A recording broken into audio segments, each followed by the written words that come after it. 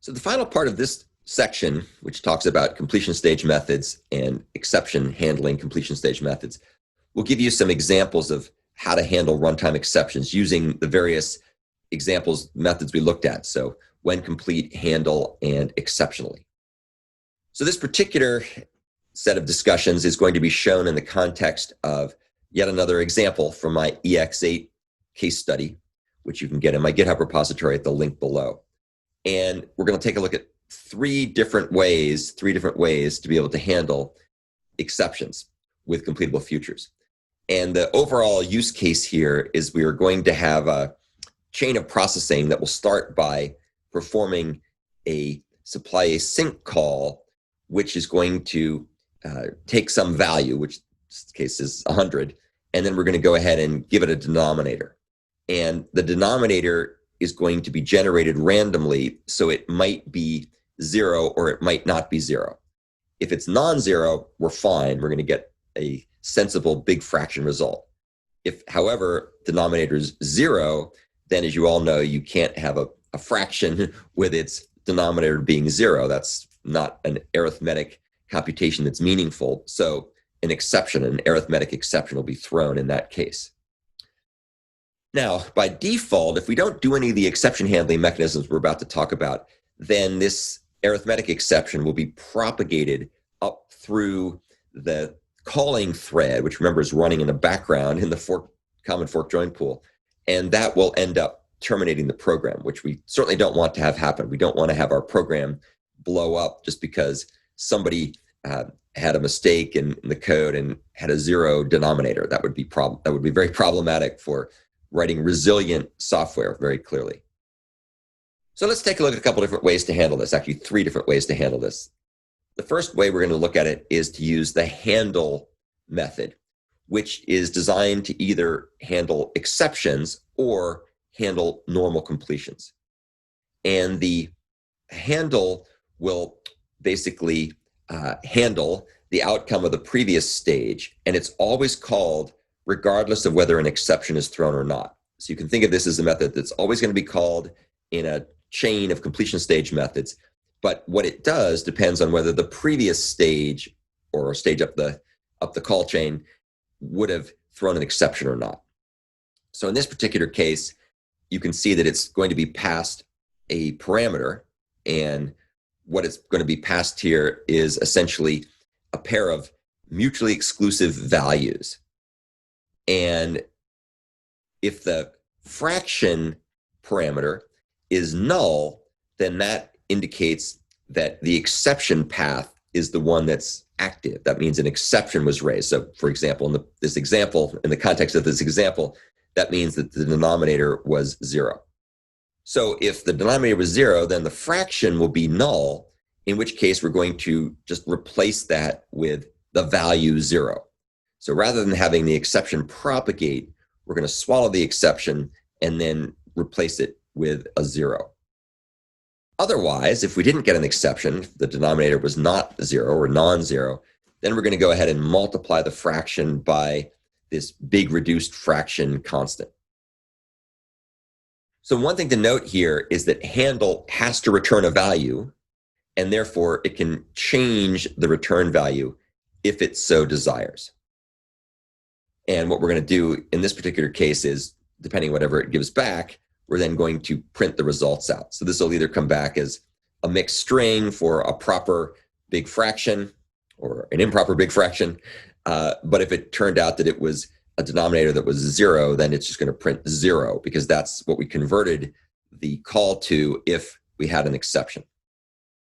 Note, by the way, that these parameters are mutually exclusive. You can't both have fraction be non-null and EX be non-null. Only one of them will be non-null at a time. The other thing to note is that this handle will swallow the exception, so there's no more exception at that point. Let's now show how we can get the same effect by using another one of the exception handling methods in CompletableFuture. This is the exceptionally method. And you'll see here, if the denominator is 0, we get an arithmetic exception. If the denominator is non-zero, then apply gets called. If the denominator is 0, then apply gets skipped. So this is very much like a normal exception in the synchronous world, where it'll basically jump to the catch clause in a try-catch block, and then the appropriate exception handler, if any matches, will be used to handle the exception. So in this case, if an exception occurs, then control flow will propagate to the exceptionally portion of this fluent chain, and then that's going to be used to handle the case where the denominator was 0 and exception was thrown. Otherwise, if an exception was not thrown, then exceptionally is skipped. So again, it's very much like the catch part in a try-catch block. The control will transfer to it if and when an exception is thrown. What happens here, again, we swallow the exception. So we convert the exception, whatever it might have been, to 0, because that's a meaningful result, or it's a harmless result. It's better than an arithmetic expression, arithmetic exception in some cases. Obviously, if you need to catch the exception and do something else, that would also be something you could do as well. We'll see how to do that in a second. And then, as before, we'll display the result as a mixed fraction, which will either be the result of multiplying the fraction that was valid or 0. The third way we're going to look at this is the final way of handling it, is by using the WhenComplete method. Now, WhenComplete's a little different from handle and exceptionally. As we'll see, handle and exceptionally will be used to swallow exceptions, but WhenComplete does not swallow an exception. So let's talk about WhenComplete. This, much like handle, is called under both normal and exceptional conditions. And just like with handle, it gets essentially a by consumer set of parameters. These values, as before, as with handle, are mutually exclusive. One of them will be null, one of them will be non-null, but they can't both be null and they can't both be non-null at the same time. In this case, if fraction does not equal null, that means that things worked, we didn't have an exception, and we go ahead and print out the result. Otherwise, if EX was non-null, which meant fraction was null, then we go ahead and we handle the exceptional case. And you'll see here that we're just going to print out the name of the exception. So in this case, it would probably give you arithmetic expression or some method, some message that would tell you that that's the problem that just occurred.